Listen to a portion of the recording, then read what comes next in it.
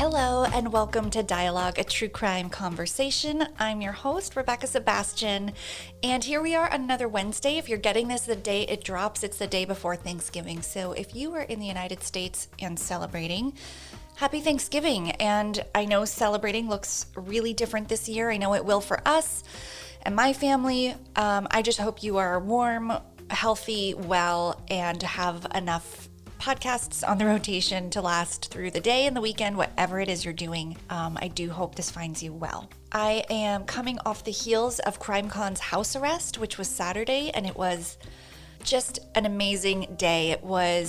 It exceeded my expectations. I loved moderating viewers' questions with the presenters. I loved being in my booth. Thank you to everybody who came in and said hello. It was so nice to chat with some of you, and it got me excited for 2021. So if you have not already registered for CrimeCon Austin 2021, that's the first weekend of June, just do it. I'm doing it, or I already did it. I'm there. I'm hoping this COVID thing is going to be under control and that there's a vaccine. I just want to go on an airplane. I hate flying and I just want to be at an airport so badly. And I've never been to Austin, so I'm so excited. Please join me there. Would love to meet you. You can use the code DIALOGUE20, DIALOGUE20, DIEALOGUE20 for 10% off your pass. So go for it. Let's just look ahead. Let's stay present. Let's enjoy the day, but also look ahead and get excited. And speaking of excited, today is week 4 of my 4-week true crime podcaster series, and we're closing it out with a very, very cool woman that you probably already know, and if you don't, so happy to make the introduction. Her name is Amber Hunt. And I think the way I knew her and the way a lot of people know her is through her podcast, Accused. Also, P.S., there's a season 4 coming out, so we have that to look forward to, and you'll hear all about it when she shares that in the interview. But Amber is so much more than Accused.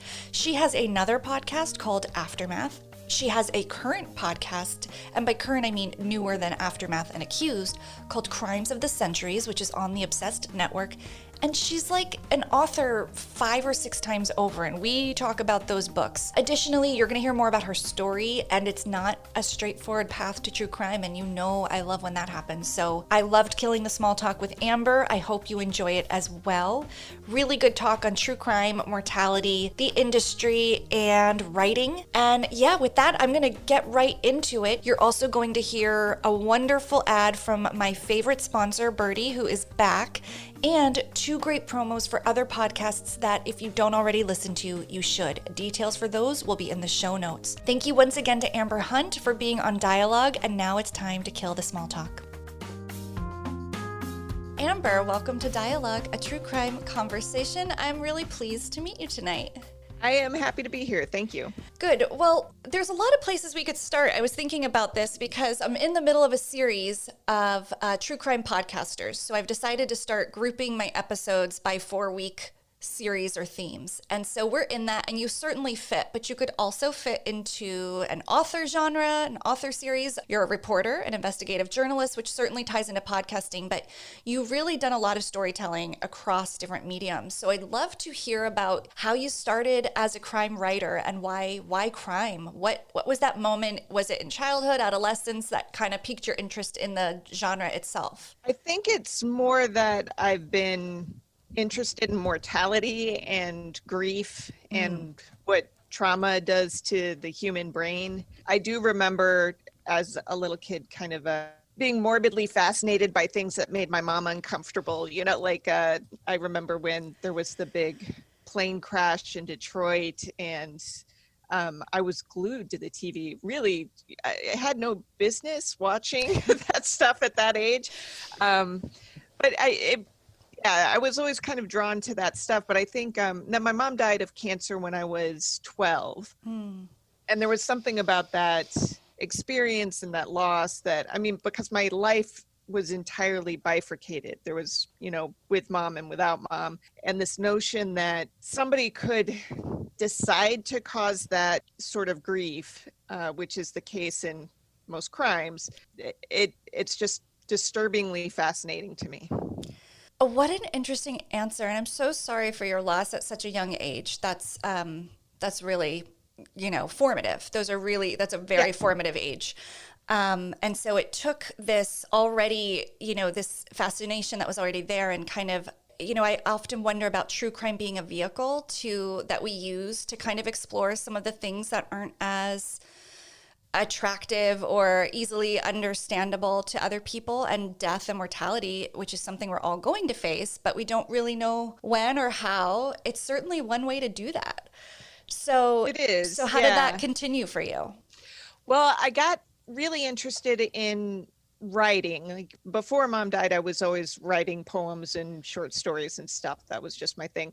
And then after she died, I started getting more interested in telling other people's stories, in part because it was a way to write and possibly get a job doing it, but also because, there are these little bits and pieces in people's lives that they just stand out to me in these beautiful ways. So I like to hear the stories and find those little like nuggets in their lives. So in junior high, I started my school's first newspaper. And then in high school, I started taking journalism classes. And then as a junior in high school, I showed up at the Metro paper in my area and asked for a job, and they were like, no. And then I asked for a job again, and they were like, no. And then finally I got a job. They had been using high school kids to do like sports ag work, like the boxes basically with numbers and stuff. And they tested me for that, and I was terrible at that because I knew nothing about sports, but I was a really good writer. So they hired me to go cover basketball and swimming and stuff. And I did a good job, especially for somebody who was self-taught in terms of the sports side of it all. Oh my gosh. So I started doing that. And then, and I've never not been a journalist. Sounds like it. You came by it very authentically. I love the vision of a 15 or 16-year-old asking for a job in their town that typically, adults hold. That's a very endearing image. So college, you go on to study more officially and to continue on the path of journalism. Is that what you pursue, or is it more English literature? No, it's a little different than that, because I was offered a job on the college newspaper, but I didn't take it because they didn't give me a scholarship that I thought I deserved, and I was just pissed off and a punk.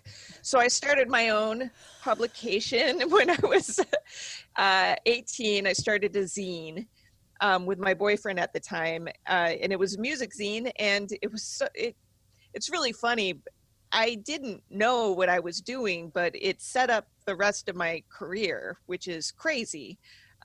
So I was operating this zine out of first my dorm room closet and then this piece of shit apartment in Iowa City.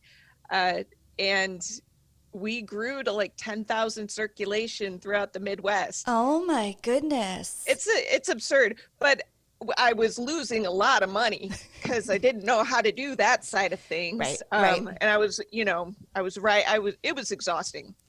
So I ended up getting an internship that turned into a job at Iowa's second largest newspaper. Somehow, because of the zine, they took a chance on me and hired me as associate arts and entertainment editor.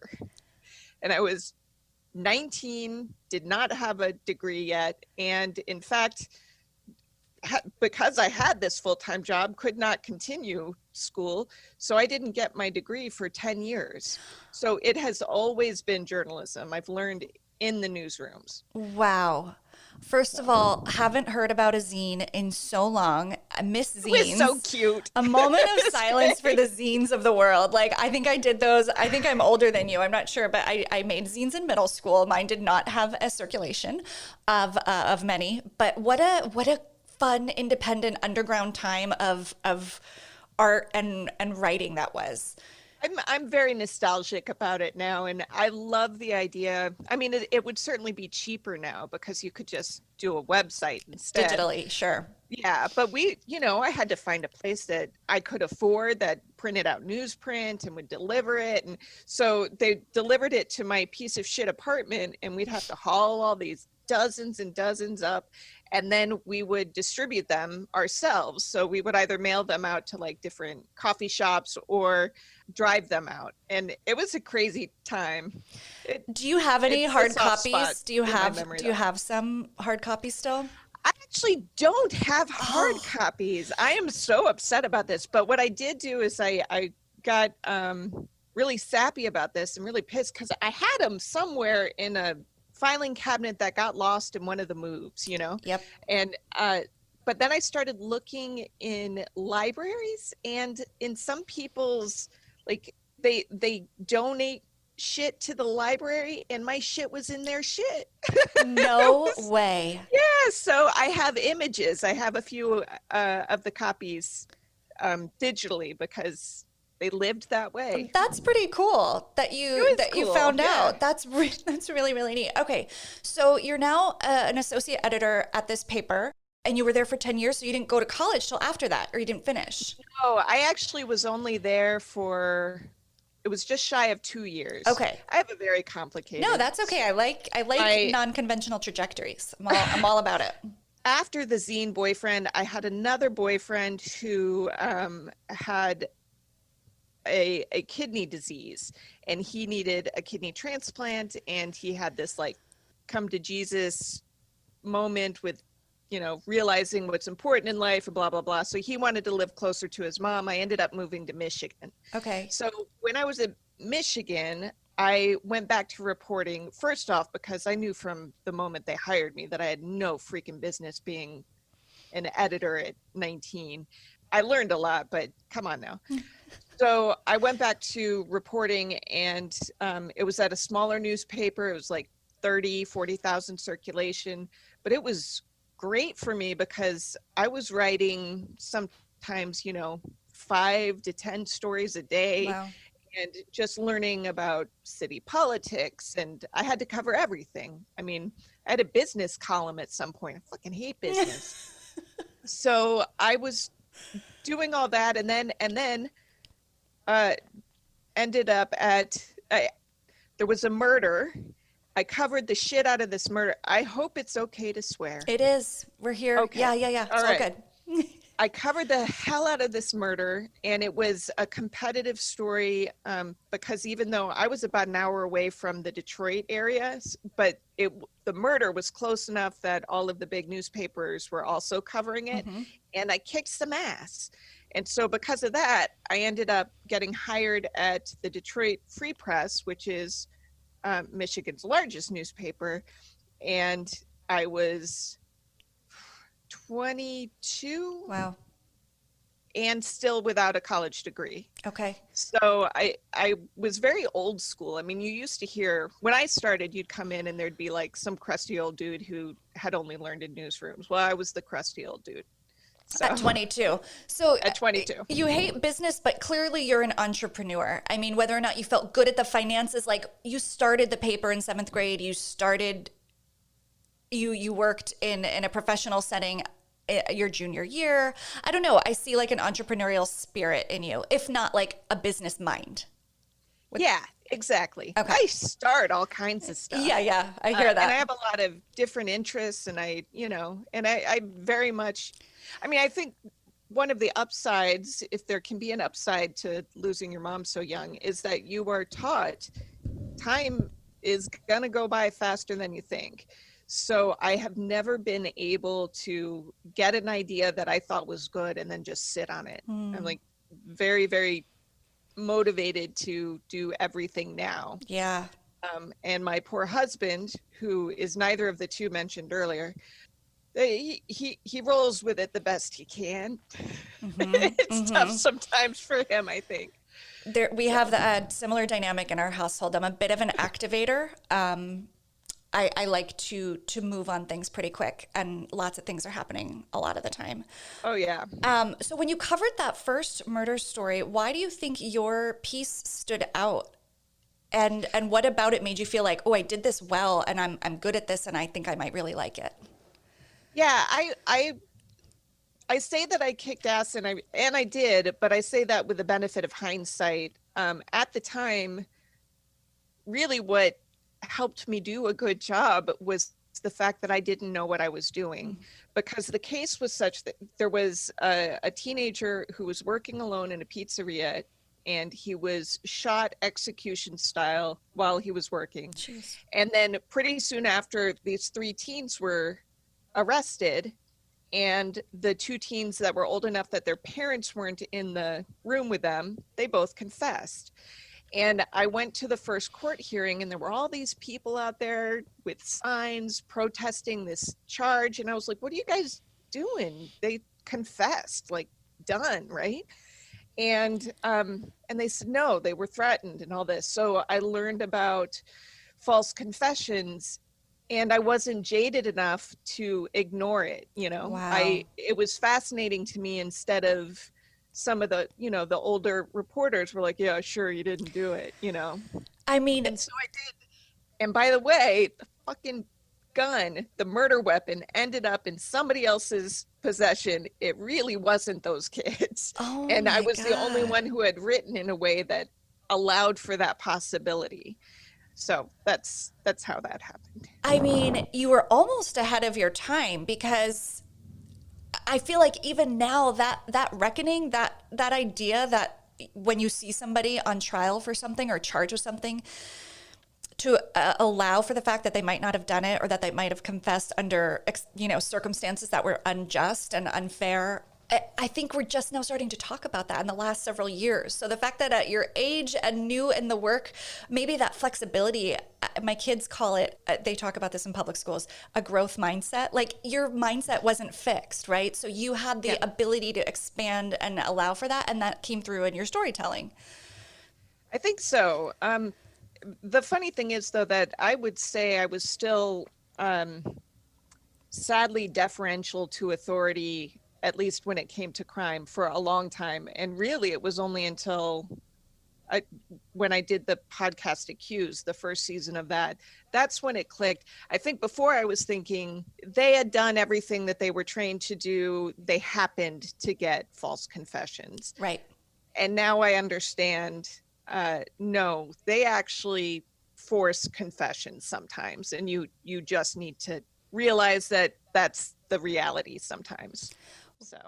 Right. So how do you, now that you've kind of accepted that fact, how does that not bleed into reporting now when you approach a story and you want to get to the truth and be fair and equitable to all sides, until you discover what it is you're after, or the truth? How do you do that? How do you reconcile that?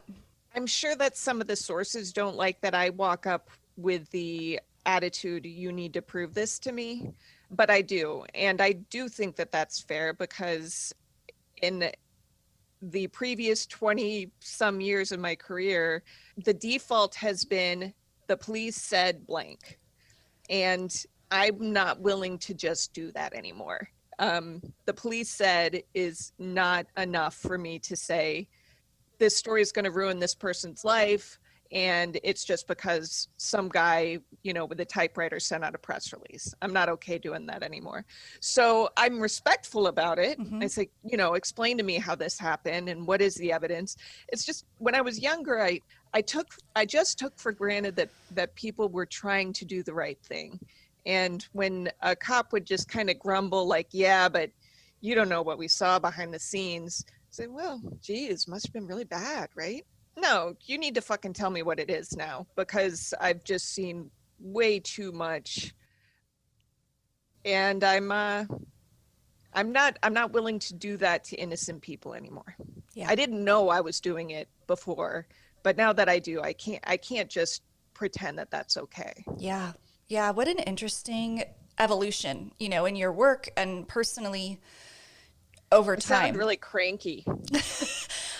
I think part of the way that I get away with what I do, though, is that I'm always making jokes with it. Cops like me on the whole, because I swear like a sailor, and I come in with my tattoos, and I get along with them pretty well. And the good ones are so good. The good ones are the people who won't let go of a case for 10, 20 Right. years and believe in, knocking on doors and have their minds open to the possibility that they might not have had it solved in the first 5 minutes, and they're beautiful, but the other ones are a problem. I don't know if this question is controversial or not. I don't know if it matters, but are there more of the former or the latter in your experience? Actually, so I would say there are more of the latter. There are more good guys. Um, there are probably not as many bad guys. The problem is this in-between area, and those people co-sign on the bad behavior because they don't want to take what it would mean to them and to their belief system and all of that to accept that, no, your colleague actually browbeat that person until he confessed. Like, they can't face that. So they just assume what I did before, which is, no, he wouldn't have done that. He wouldn't have done it on Right. purpose. It might have happened, but it was a mistake. It wasn't. So those, and to me, those are like the most problematic. You're never going to get rid of all evil people. Evil people are going to evil, right? But the middle section, the people who would never do those things, you can't just silently sit by and watch your colleagues do it. Right. It's a passivity and it's not as quick to reveal itself. And that's probably where the danger is. It gets it's so status quo. It's Yeah. day in and day out. So what happened in that pizzeria case? What was the outcome? It was crazy. So it just so happened that these two other young men, I think they were actually still like 19 or so, they had gone on a cross-country crime spree, had killed other people along the way. And finally, when they got caught for that, they copped to the other because one of them didn't give a shit, but one of the two came forward and said, no, we did it by ourselves, because he knew that if he didn't do that, these innocent kids were going to have to face trial. So they had been held for Wow. about 6 months, and the charges were dismissed. And that was another lesson I learned from that time too. I thought that once the charges were dismissed and they clearly weren't going to bring them again, that they would make a point to be like, you are cleared. And they didn't do that. And to this day, I could call up one of those cops and we would still get an argument about whether or not these kids, their theory is, not all of them, but some of them decided, no, what must have happened then is that these two sets of teens worked together. Conspired. Right. But there's no evidence of that. So Wow. it's just crazy. Anyway. I was surprised. That sounds like my surprise when I learned, I'm probably going to get this wrong, but somebody got exonerated or something happened to where their sentence was going to be, they were going to be not acquitted, but I guess it was an exoneration, but then they still had to make bail to get out. And I might have that wrong. Yeah, that's amazing. And I'll fact check myself, but there was something to where it was clear that no longer the sentence was overturned, the charges were going to be dismissed, but they actually couldn't leave prison until bail was made. And I'd never heard that before, but I am 99.5% sure I heard that, but I'll make sure before I wouldn't be surprised. There's things like that you hear and you just can't believe it until you find out it's Right. fact. So okay, so from there, I guess I'm thinking of your career starting at the Cincinnati Enquirer. So where does that happen in that after Detroit? Oh my gosh. So in Detroit, I ended up getting a little burned out on crime, applied for a fellowship. So I was a Knight Wallace Fellow at the University of Michigan. By then I did have my degree. I had just gotten my degree. And that was like winning the journalism lottery. You basically go there, you get to study, they pay you, and you don't have to work. And it was What a dream. it was unbelievably lucky for me to get that. And then after that, I got a job as a news editor for the Associated Press. Okay. I lived in Sioux Falls, South Dakota for about 2 years. I covered both North Dakota and South Dakota. And by then I was, much better suited to be an editor. I was a pretty good editor, I think. But then I got pregnant. I mean, we wanted to get pregnant, but it actually happened. And I was looking around at, honestly, like South Dakota. I mean, no offense, South Dakota, it just wasn't for me. I loved the west side of the state, but Sioux Falls just didn't do it for me. And I was working all the time and I was really tired. So one of my former bosses in Detroit just so happened to have come to Cincinnati. He recruited me, and I think I was on the Baltic Sea when I accepted it. Oh Like my gosh. I was over in Finland on vacation. I was like, yes, we're going to do it. And Wow. since then, yeah. So I've been here since 2013. Oh, okay. So actually, I don't know. I guess I imagined your whole life maybe was oriented around that area, but No, I'm a complete nomad. okay, but the Yeah. greater Midwest, I mean, you've named like 5 states so far that I've never been to. So like for me, it's like a journey. I'm born in New Jersey and in New York my whole adult life. I mean, Wow. I've I have traveled, no but idea. My stepdad was in the military, so we did North Carolina, Tennessee, Arizona, Illinois, Iowa, and that's just during those years. And then some wow, of them I went back to. Yeah, it was insane. that is a So lot of moving around. Okay. I like Cincinnati though. It kind of feels like home. Oh, that's good. That's a great Yeah. thing to be able to say. I mean, 7 years in that's Yeah. home, and especially if you have a Yeah. child there, that always Yeah. grounds you in a place. So the Cincinnati Enquirer, can you talk about your time there and then when podcasting came onto your radar to pursue? Well, in Cincinnati, I started just as an investigative reporter, and it was the first time that I was really given the opportunity to slow down and really dig. Like I had said, when I was younger, I was writing 5 to 10 stories a day, and I was good at those, but you don't really get to understand the nuances when you're producing that much. So it turned out that once I started to slow down and dig in, I really am best suited for that kind of work. Then things got a little weird because the parent company decided that they were going to fire everybody and make you reapply. And so I was on like shaky ground, not feeling very secure in journalism, period. And it just so happened that a new editor came in, and this case came along about this 23-year-old woman who had been killed in 1978. And the editor, knowing that I had written some true crime, brought the case to me and said, well, what do you think? Is this a story or not? And it was a story. It ended up being an 8-episode podcast. And it was like it was like all of the experience I had had up until that point was converging and making sense at the same time. Like it was all falling into place. Yeah. I did not think I would be good at podcasting. I had been told early on in my career that I had a terrible voice. Oh, that's nice. So yeah, I wasn't even offended. I was just like, well, okay. It's, I'm not a supermodel either. That's all right.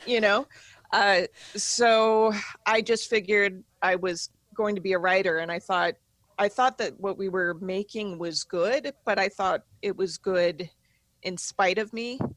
And then when it came out, and I swear it was crazy. The first review was that they loved my voice. That's all I read. I'm like, holy shit. That's all I read. I also think the voice thing, it's real. It's subjective. People do have an affinity for some voices more than others. And of course, podcasting is highly audio, and so voices can be discussed, but it's also, I think you grow an affinity for a person and a personality and a style. And if you like that style, you're going to like someone's voice. I don't know. I think the two are very connected. So not surprised that people responded positively. But what year was season 1 of Accused? Can you remind me? I started reporting it in 2015. We dropped in 2016. Okay. So, I worked a solid year reporting out that story. Okay. And so prior, were you a podcast listener? Was there any that were very influential or that you didn't like, that you were like, well, I don't want it to be like this, or I do want it to be like that? Well, I had, I've got this really annoying streak in me where I won't do things when other people are doing them. So like there was no sex or drinking on prom night because that's what was expected. Cliche. And I'm not doing Yeah. that. Yeah, exactly. So I didn't listen to Serial until probably like a few months before this case came along. Okay. And I listened to it and I thought it was interesting. Mostly I was listening to comedy podcasts. And then that's where the firing comes in, because this shakiness I felt, I knew that I needed to make sure that I stayed on top of trends and relevant, and that I could pivot. And Serial at least showed us that people might take a crime story in that format. And so I just kind of said, maybe we could do it this way. But then I made a point not to go back and listen to Serial because I didn't want to be derivative. I did pay attention to some other newspaper produced podcasts, mostly learned what I didn't want to do. Mostly learned to slow down because, my God, they read so fast. Or at least they did in 2015 or whatever. So, I mean, really, we were making something that we hadn't heard ourselves yet. We had to come up with a theme song.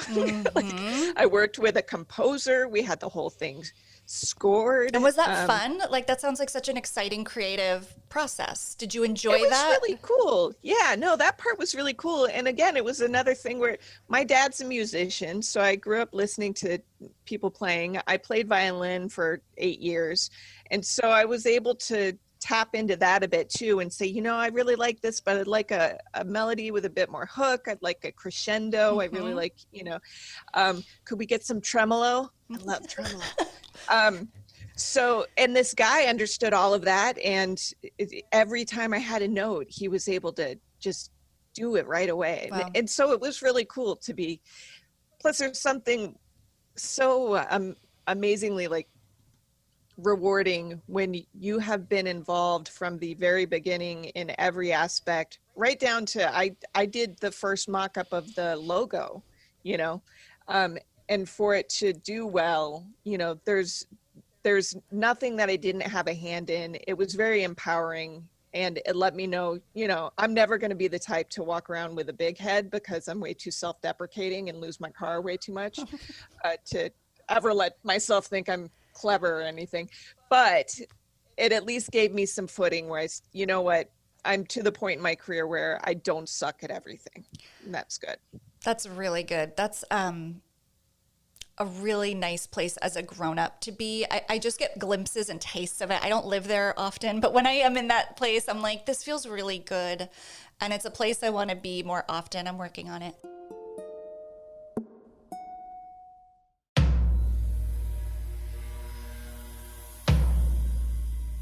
On November 19th of 2018, True Crime Bullshit premiered with the story of Israel Keyes.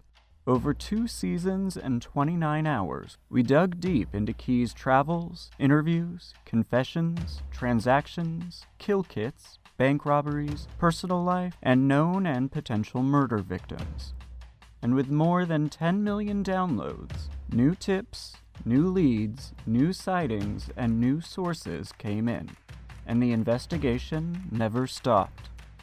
2 years later, Season 4 of True Crime Bullshit returns to its roots and finds we'd barely even cracked the surface in the story of Israel Keyes.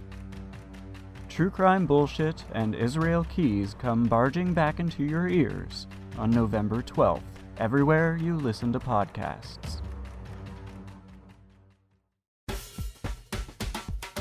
Hey diehards, I am so pleased to tell you She's Birdie is back. She's Birdie envisions a world where women feel safe, so they created personal alarms in a modern style that are easy to carry and easy to use. I love them for all those reasons, but also because they're lightweight and they come in really fun, cute colors that really pop, but of course I still chose black. So you might want to know, how cute are they? Well, some say She's Birdie alarms are pepper spray's hot best friend. So that's how cute they are. Here's what you also need to know. To help deter an attack, you just activate the loud 130 decibel siren. Not only will that alarm people around you and let people know something is happening, there's also a flashing strobe light. If you're in the dark, this is going to be a huge help. So whether you're walking around a major city like me, or running and hiking in a more desolate area, not me, you can have the peace of mind knowing your birdie is there if you need it. My mom has one, my best friends, my teenage daughter, they all have one because I got it for them, and I am absolutely going to buy more for holiday gifts. Speaking of holiday gifts, right now, She's Birdie is having a Black Friday sale that lasts through Christmas. And when you use my code DIEHARD, you will get an additional 10% off. That's right, get an extra 10% off when you use the show code DIEHARD. DIEHARD. If all of that wasn't enough, with every alarm purchased, She's Birdie gives a percentage of profits to partnering organizations that passionately support women's safety, shelter, and health. I cannot think of a reason not to get yourself and someone you love a She's Birdie alarm. Don't forget, go to shesbirdie.com to shop. Use the code DIEHARD, DIEHARD. That's code DIEHARD, and you can find the link in the show notes. Chirp loudly. So that's really good to hear. So were you like, let's do season 2? I've got just a story, or were you hesitant to try and like crack this code again?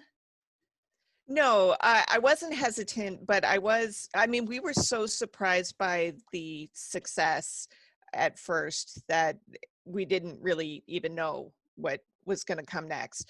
But it happened. Luckily, it wasn't something that like 6 months later it caught on. It caught on right away. And my boss said, well, it looks like, this could be a way for you to tell stories. And Amanda Rossman, who helped on, she's like my partner, we really gelled very well. She had covered a court hearing involving the case that we ended up adopting for season 2. Okay. So it was her idea to track that case. And we knew it was far enough along in the system that it wasn't going to be a complete reinvestigation totally done by us like the first season was. He at least had some Innocence Project people working and stuff. So that allowed us to turn that in about 9 months.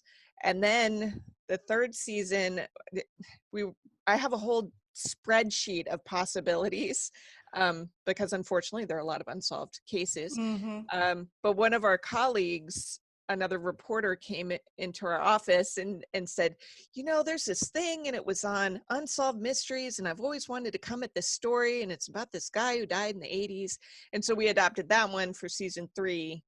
And now we've got 2 that we're working on sort of simultaneously, and we'll just sort of see which one comes together first for season 4. So Okay, so season 4 of Accused is coming. I believe so. Otherwise, Okay. they're paying me to do work that that's really exciting because, so all this to say you're here because Crimes of the Century is your newest and latest project, which I really do want to dive into, but that's happening simultaneously. So you've got a lot going on. I do have a lot going on. Yeah. But before I even get to Crimes of the Centuries, I want to talk about Aftermath, which I only discovered in researching for our interview. So can you talk about this? I shouldn't say lesser known just because it's lesser known to me. No, Doesn't it mean is it's lesser known. And but I will say, I'd love to hear about it. I had an idea when I was working in Detroit. I had interviewed this cop who had been shot 7 times and survived. And when I interviewed him, he was really raw and real. And, you hear all the time, like, so-and-so had non-life-threatening injuries. Well, I had done enough crime reporting in Detroit to know that doesn't mean he doesn't have a colostomy bag, or that he isn't in constant pain, or that his feet, are pins and needles constantly, all of that. And he said something that became the lead of the story, which was, I'm going to have to talk to God. Like he was mad, like I was good. I did well. I was faithful, and we're going to have a talk someday. And it was really like profound to me. I'm not a religious person, but I completely understand how that helps people, So I had this idea that I wanted to do. I called it Beyond the Bullets for like 5 years in my head. I thought maybe it was going to be a website, And then finally, I said, well, I guess I could do it in podcast form. And I asked my editor if I could do that on the side for myself. And he said, no, but you can do it for us. Oh, good. Oh, okay. That's better even. Yeah, Yeah. yeah, that's great, because I flew all over the country to interview these people. So the premise was talking to survivors of gun violence, because they're fascinating true crime stories in and of themselves, but the fact that people survived, you just don't hear those stories all the time. You don't hear about the PTSD and what happened next. And I think one of the most grueling for me was covering the survivors of the mass shooting at the that country concert. And they're the same kind of little nuggets that I've always looked for, but what's so amazing to me about that story is that these two women had gone to the concert as a sort of way to deal with grief from having lost a sister in a car accident prior.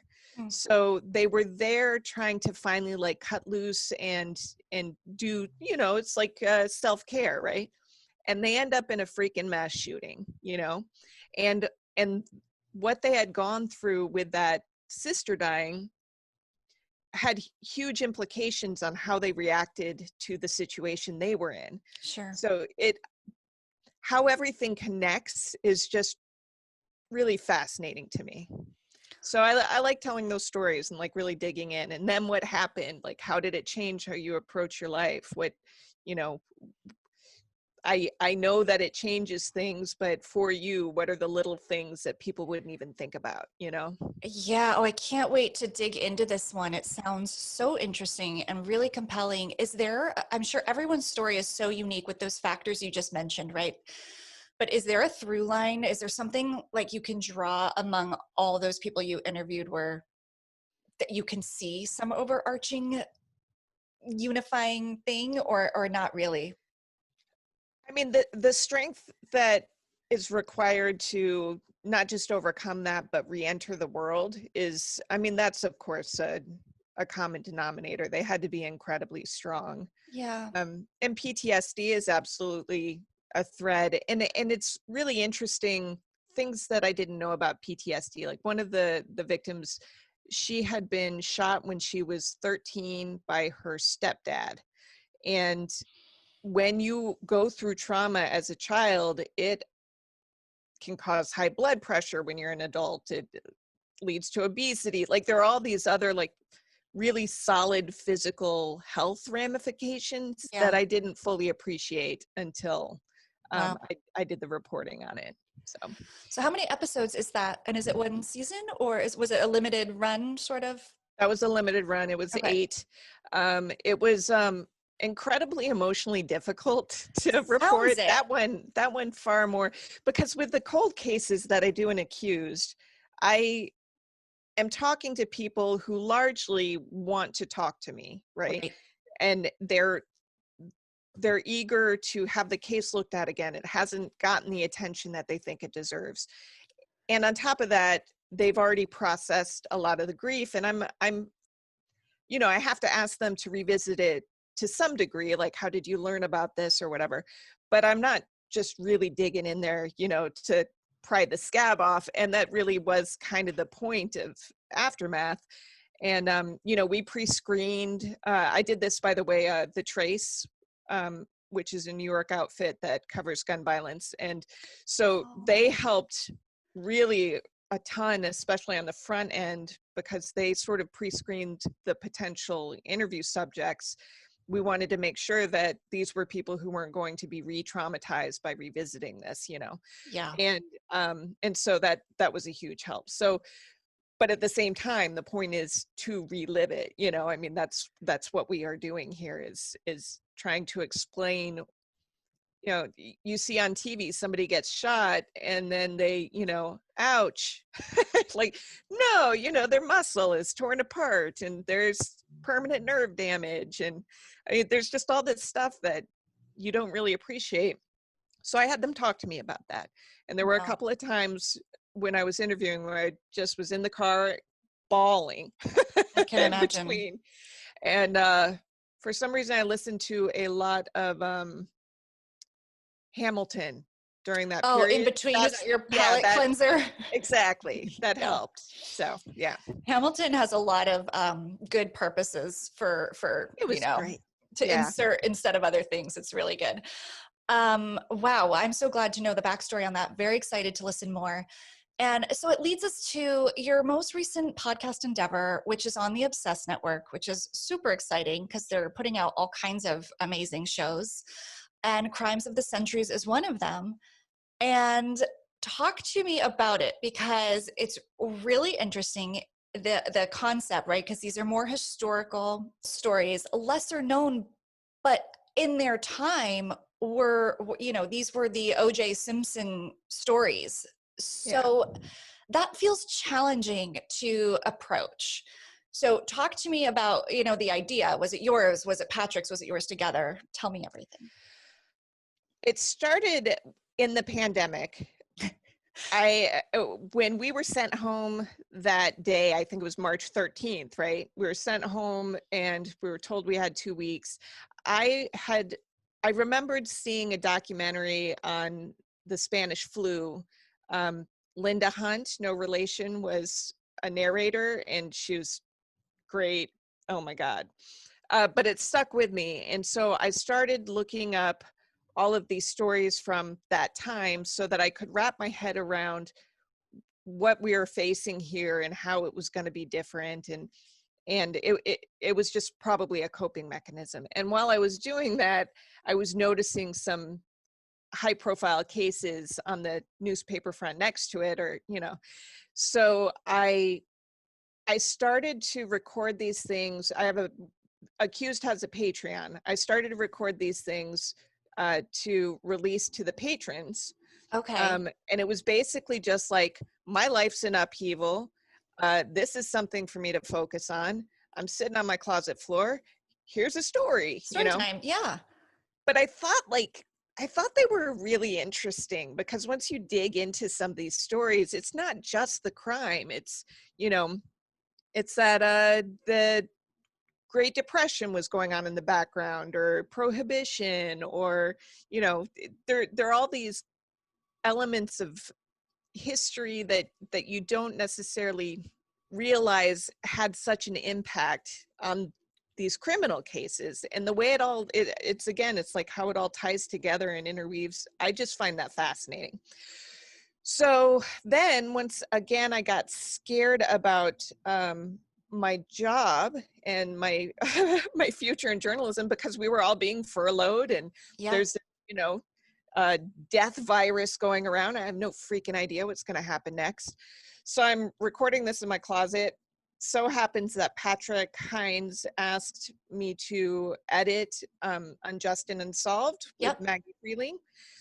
And as a sort of professional courtesy, I sent him a note and said, hey, by all means, ignore me on this, but I just feel like since we have this editing thing, I should let you know that I'm going to see about shopping this idea around.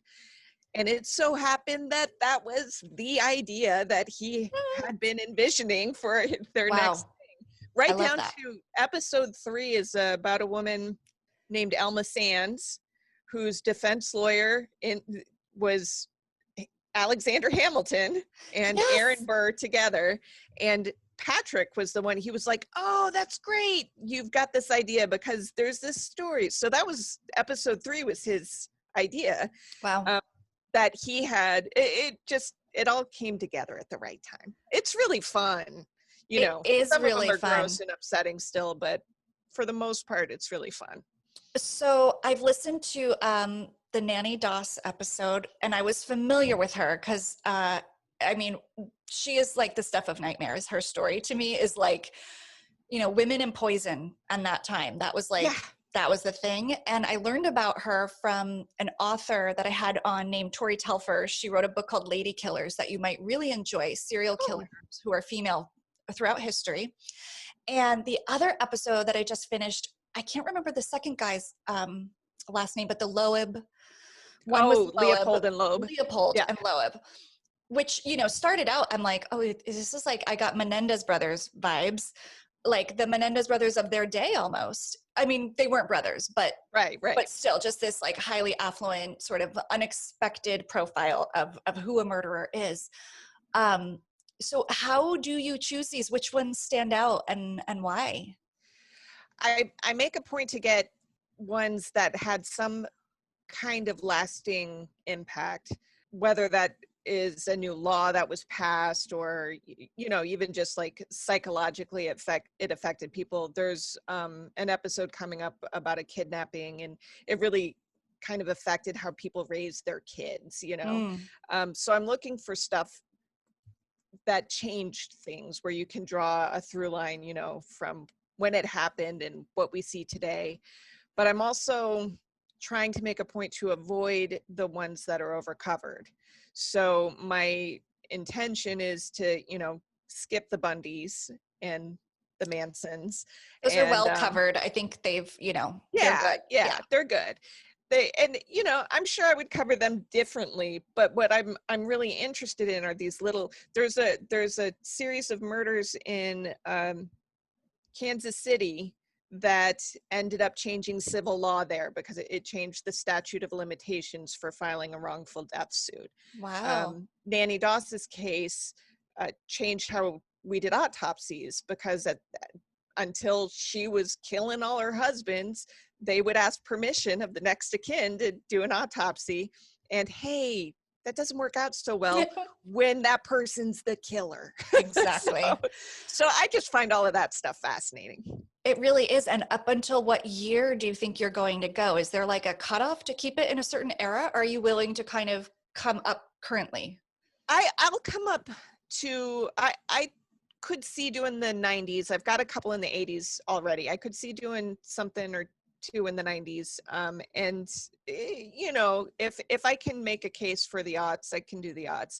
But for the most part, I'm trying to, you know, 80s and earlier seems like a good era. Yeah.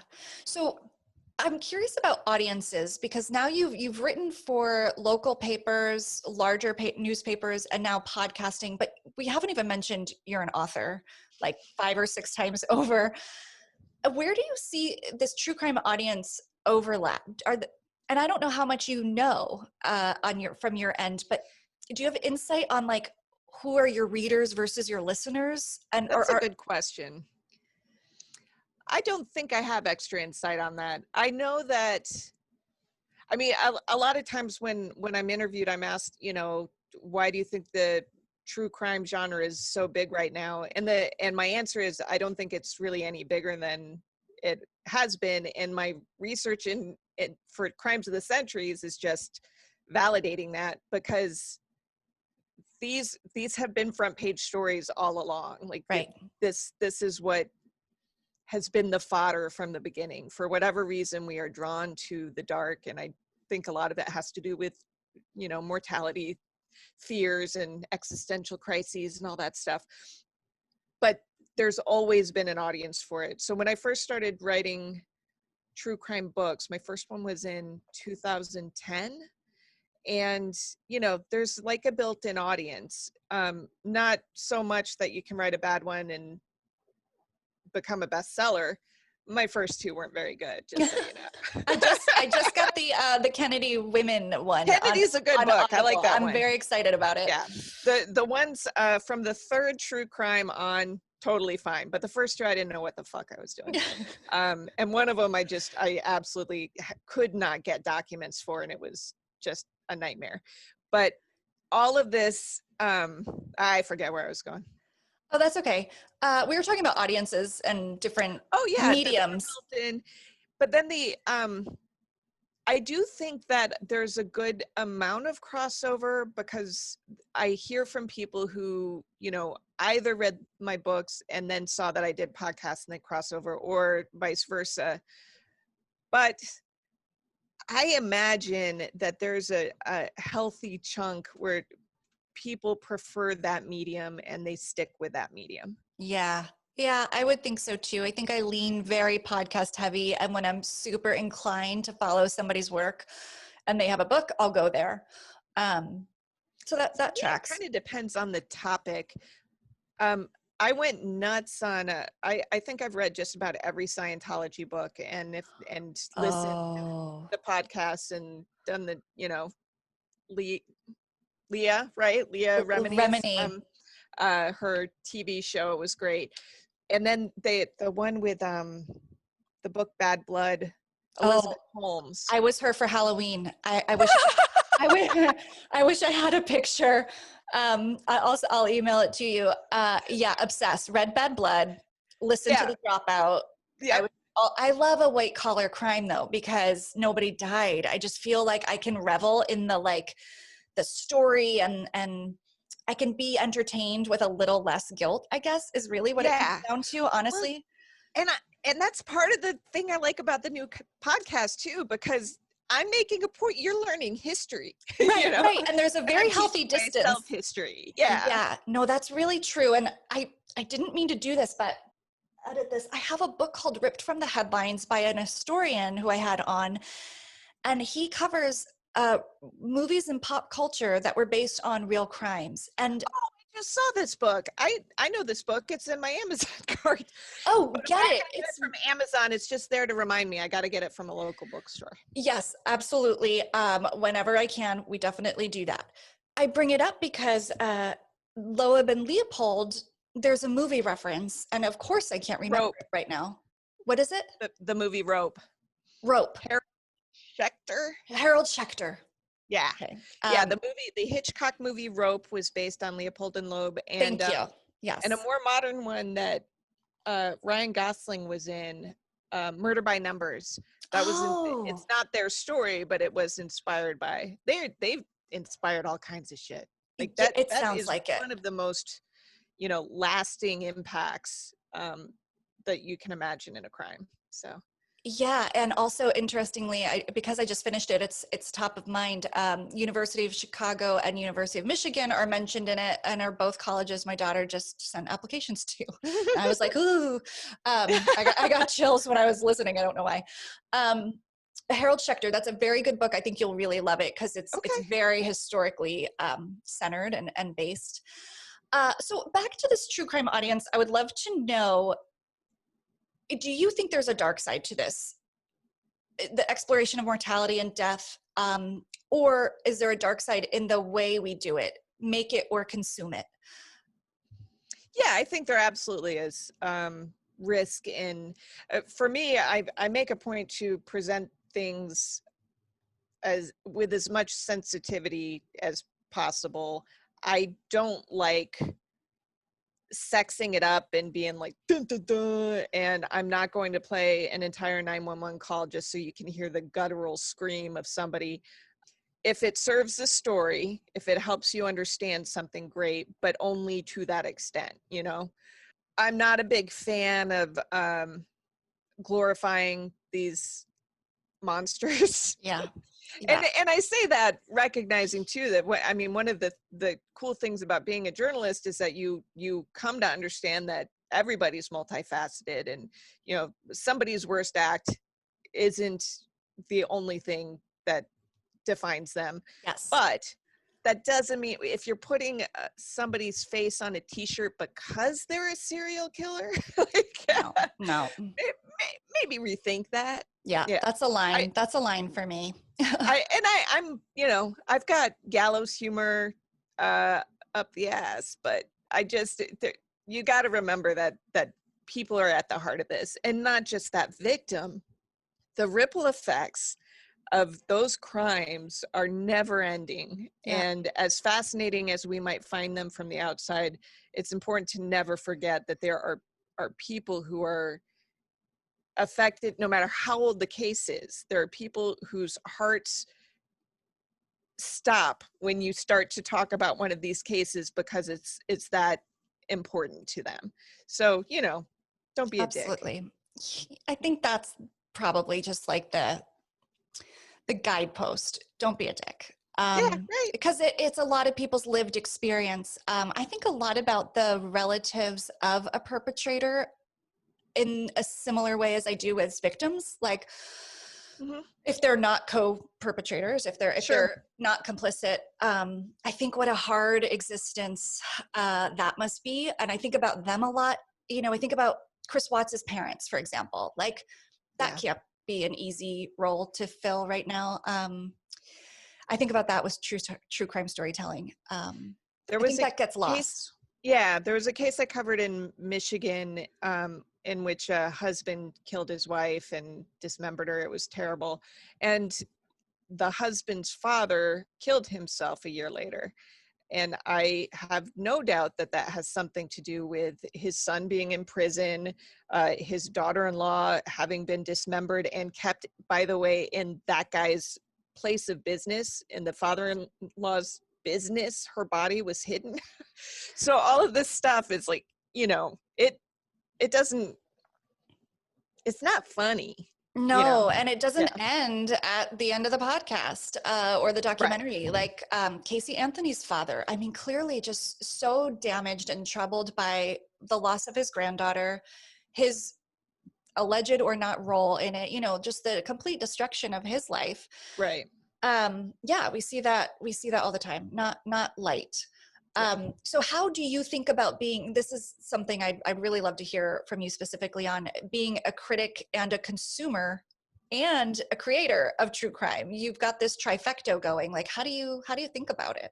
Yeah, it's tricky because it's not like I'm not creating entertainment. I do need you to listen to the story, but I kind of look at it the same way as writing a news piece. If I write a boring lead, you're not going to finish the story. So it can be respectful while still being interesting. Yeah. And in fact, packaging things in an interesting way is important, because otherwise, you know, if I'm writing a story about climate change, I want you to read that information, so I'm going to make it interesting. Yeah. So I do that. But I just really make a point to, there's an episode coming up with a serial killer, and I hate him. Okay. I mean, I kept having to edit out of my narration file, like, I fucking hate this. Is it anybody we know? Yeah, Bob Berdella. I think it's next week that Is he the Michigan killer or something? He's Kansas City Butcher. Oh, Kansas City Butcher. Okay. Yeah. See, I don't know. Them. Okay. And I didn't know him before I did the case. I'm hoping that I forget about him soon enough, but the victims, they don't deserve to be forgotten. So right. I don't want the case forgotten. Right. I would just love for us to know, you know, Todd Stoops' name instead of that bastard's, you know. Yep. So yep. I mean, I don't know. I like doing the older ones because I know that family members who might listen to it they're just not going to be as raw about it. But at the same time, even when it is 100, 200 years old, I'm still going to be respectful about the victims because the repercussions are really never ending. Yeah. So I hope that just by doing it like respectfully and, you know, coming from a place of like genuinely trying to understand this stuff and trying to remember these victims. I mean, I hope that I'm walking a line as carefully as I can. Yeah, I think you are. And I think that's the key, is kind of like knowing your intention when you go into it and putting that through the work is really the best you can do. And that's appreciated. I have some rapid fire questions I want to ask you, but I did think of one more, and it's kind of more connected to accused, but I'm deeply curious, when you're investigating a story and you referenced it, I can't remember for season 2 or 3, but you said there might not be a lot of, it's been investigated before and it might have been covered. How do you approach a story where you're not sure you're going to break something new in an unsolved case? How do you think about it in terms of being worthwhile, and will people still be interested if you don't have the like smoking gun per se? And Right. secondly, can there be a discovery of kind of a secondary story around it that you feel is important to tell along with it, even if it doesn't lead to new information? Absolutely. In fact, that's how I pitch the stories. I attended some journalism talk in high school, and it stuck with me that this guy talked about minimums and maximums. So the minimum is we tell this important story and we're able to teach people about false confessions or jailhouse informants, or in season 3, I know so much about uranium now that I never thought I would need to know. But not just that, but the whole like industry. And so that's the minimum. And then the Okay. maximum is if we give this a little more attention, we might find something worthwhile. And what's happened each time is that we have, because we're adopting cases that really weren't looked at deeply enough. And once you start to look, you can usually find stuff. Right. So in each case, I mean, I would argue that we've got some pretty strong people who, if I were in charge of the world, would be eliminated at least as suspects before. Wow. So Okay, that's yeah, really helpful. you'd just be amazed how many cases are opened, decided on, and then set aside. And there's so many paths to go down. So that's what we do. Okay, that's really helpful. And that question was a little bit selfish, which I can tell you about maybe some other time offline. But Okay. I'm sure people will still be interested. Okay, this will be fun. A couple quickies for you. Is there a case or story you're following that's current in the news right now? I need to know more. Is that because you're working on stuff and you can't have that bleed in, or you just don't want to know? I am such a sap that if it is current, the only way that I'm going to want to pay attention to it is if I have to for my job. Because otherwise I might end up balled up under my bed crying about it. So I hear that. Yeah. Okay. No. Fair. This will be impossible, but if there was one cold case you could know the answer to? That would be Beth Andes from season 1. Yeah. Not just because, I mean, really, I'm personally invested in that case, and it would not be on anybody else's list. So if I could get one answer, that would be the one I would want. Yeah, and then someone else will pick JonBenet and exactly. Yeah, so we're good. Okay. Yeah. I like it. Favorite true crime documentary? I thought the Jinx series was amazing. In Love fact, I it. like that so much that I occasionally teach multimedia journalism at the University of Cincinnati. I show that to the students. It's just amazing. It's a great doc. And did you know there's a corresponding podcast? No. Yeah. Yeah. No, I didn't. It's like Durst on trial, or it's all about the trial of Richard Durst, Bob Durst. That's great. Yeah, it's if you want to go in the weeds on the Jinx, I'll send a link. I'll add it to that. I'll send you my picture of me as Elizabeth Holmes. I'm just keeping my list here. Yeah, I love that case and that documentary. Podcast, can you listen to other podcasts when you're making so many? I don't know. I do. I actually listen every morning to like Up First and the NPR Politics podcast. For the past year, I've been, I hate politics. Like I hate it way more than business. I just hate it. But it has been the majority of my consumption over the past year. So yeah, I listen. My husband and I together listen to How Did This Get Made? Oh. So we watch the bad movies, and I mean, it's like an assignment every week, you know, and that's a nice escape. Yes. And Oh No with Ross and Carrie. I like that quite a bit. I don't know that one. Okay. Oh, it's really great. They, it's a little bit journalistic, in that they are reporting on, like fringe science and cults. I got into them through their Scientology series. And it's just fascinating. It's good stuff. And the tone is much lighter. I try not to listen to too much crime because I need to not. all the time. Well, you're immersed in it for your working day. So I think that sounds really healthy. So every week now I have a series that I'm running in the Cincinnati Enquirer on unsolved cases from our area. Okay. So I've got one of those a week. I'm doing a crime of the centuries case a week.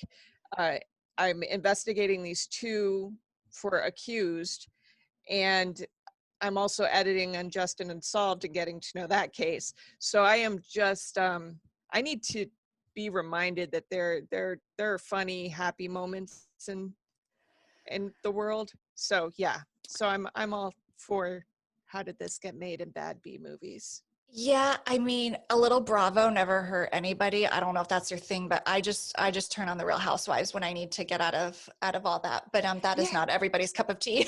No, but we did just discover Happy with Patton Oswalt.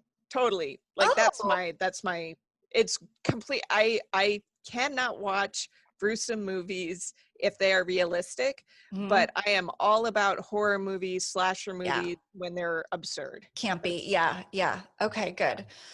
Okay, something I ask all my guests in closing is, what is keeping you up at night right now? I worry about time on like every front. I have to keep things very regimented. That's how I've written books and do multiple podcasts and raise a kid. And it's very, I have to be strict with myself. And it's frustrating right now because there are wrenches thrown in that I don't have any control over. I always make room for that. But like, we hired a nanny, she got COVID. Oh gosh. So we were having to do the homeschooling ourselves. We were lucky enough that we can usually have somebody oversee that, but for those 2 weeks, just it was a lot. So, and then on a bigger scale, I am 4 years older than my mom was when she died. Wow. So I am constantly thinking about time, but I try not to let it keep me up at night, though. Yeah. Parenting, it's like watching a ticking clock in front of you walk. It really is. And yeah. like the passage of time is visible and, Yeah. With unrelenting. Every pair of too short pants. Uh-huh. Like, what happened? Exactly. So, I know. It yeah. stops for nothing. Well, Amber, it was such a pleasure to get to know you, and I'm really enjoying. Well, I've enjoyed all your podcasts, and thank you. So much more to listen to. We'll make sure to put all the links of everything we talked about in the show notes. And thank you so much for killing the small talk with me. Oh, thank you. Dialogue is a Yellowtape Media production, edited by Jason Usry and produced and hosted by me, Rebekah Sebastian. Please be sure to subscribe to Dialogue, a true crime conversation, wherever you listen to podcasts, and follow us on social media. We are at Dialogue Pod across all platforms. You can also drop me a note or a guest suggestion or sign up for my newsletter at RebekahSebastian.com. Be sure to join me every Wednesday for a new episode and another killer conversation.